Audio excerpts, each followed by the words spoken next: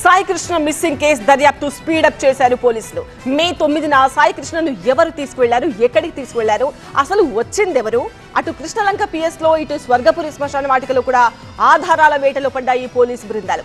ఇదిలా కొనసాగుతున్న వేళ కర్నూలులో కస్టోడియల్ డెత్ రీసౌండ్ చేస్తోంది. కొడుకు మిస్సింగ్ కేసులో పోలీసులు ప్రశ్నిస్తుండగా గంగమ్మ అనే మహిళ అనారోగ్యానికి గురైంది. అంతలోనే చనిపోయింది. మిస్టరీగా మారిన గంగమ్మ మరణం అక్కడి పోలీసుల మెడకు చుట్టుకోనుందా? ఆ రోజు అసలు ఏం జరిగింది? నాకు చెప్పి చేశాడు, చంపేస్తున్నానని చెప్పి. నా బిడ్డ నాకు లేడయ్యా, నా బిడ్డ నాకు తెచ్చి పెట్టండి, అందరికీ నాకు ఎక్కడున్నాడయ్యా నా బిడ్డ. గాది సాయి కృష్ణ ఆచూకీ చెప్పాలంటూ తల్లి గుండె తల్లడిల్లుతోంది. విజయవాడ నెహ్రూ నగర్ కు చెందిన గాది సాయి కృష్ణ అలియాస్ పిల్ల సాయి 9వ తరగతితోనే తన చదువుకు ఫుల్ స్టాప్ పెట్టాడు.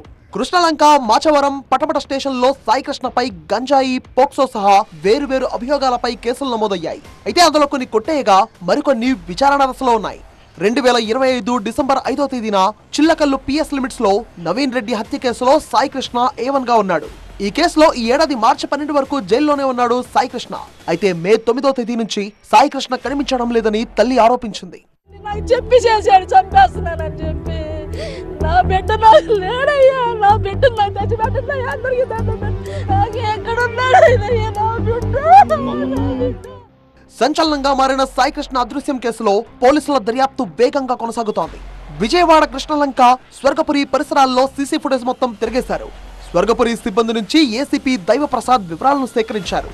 ఈ మధ్యకాలంలో అనాథ శవాలను ఖననం చేశారా, నిబంధనలు పాటించారా అనే కోణంలో ఆరా తీశారు.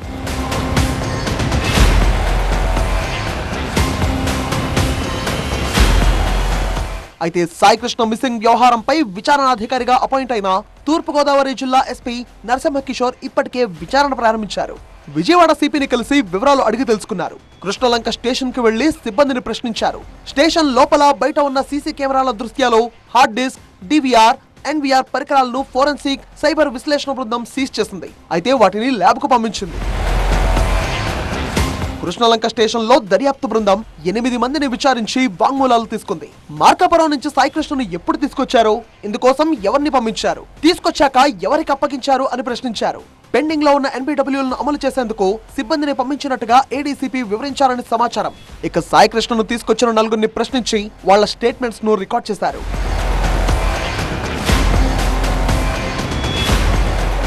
కృష్ణలంక ఎపిసోడ్ తో కర్నూలులో కొద్ది రోజుల క్రితం జరిగిన కస్టోడియల్ డెత్ అక్కడి పోలీసుల మెడకు చుట్టుకోబోతుందా అనే చర్చ జోరందుకుంది.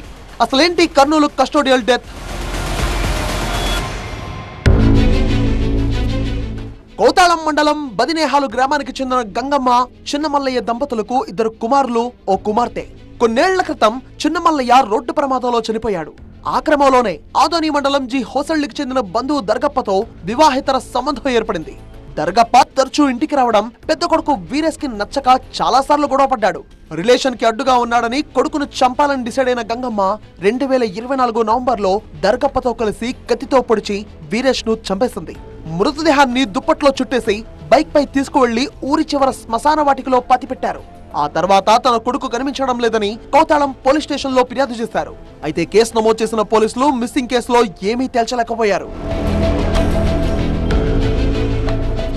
హైకోర్టును ఆశ్రయిస్తే ప్రభుత్వం నుంచి డబ్బులు వస్తాయని కొంతమంది గంగమ్మకు సలహా ఇచ్చారు. ఇదేదో బాగుందని ఆశపడి పోలీసులు సరిగ్గా వెతకడం లేదని కోర్టులో పిటిషన్ వేసింది. అయితే తీవ్రంగా పరిగణించిన హైకోర్టు వీరేష్ మిస్సింగ్ పై 2 వారాల్లో నివేదిక ఇవ్వాలని డీజీపీని ఆదేశించింది.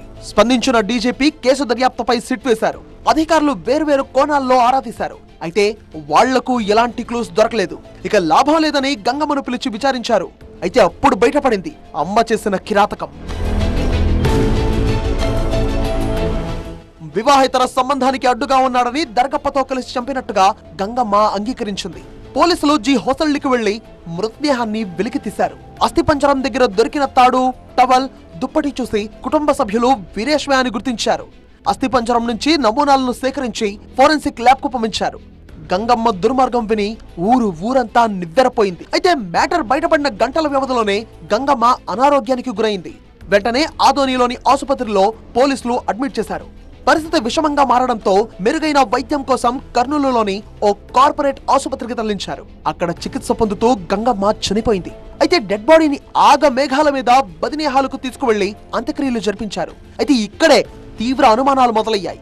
పోలీసుల సమక్షంలో ఉన్న గంగమ్మ ఎందుకు అస్వస్థతకు గురైంది, ఎలా చనిపోయింది అన్నది ఒక మిస్టరీగా మారింది. తల్లి చేతిలో కొడుకు హత్యకు గురైతే పోలీసుల చేతిలో గంగమ్మ చనిపోయిందనే ఆరోపణలు వినిపిస్తున్నాయి. అయితే ముందు చూపుతో పోలీసులు గంగమ్మ కూతురుతో రాజీ కంప్లైంట్ తీసుకున్నారని తెలుస్తోంది. తల్లి అనారోగ్యంతో చనిపోయినట్టు ఫిర్యాదు చేయడంతో ఆ విధంగానే కేసు నమోదు చేసినట్టుగా సమాచారం. అయితే దీనిపై పోలీసులు ఎక్కడా నోరు మెదపడం లేదు. మరోవైపు ఈ వ్యవహారంపై పూర్తి స్థాయిలో విచారణ జరపాలని ప్రజా సంఘాలు డిమాండ్ చేస్తున్నాయి.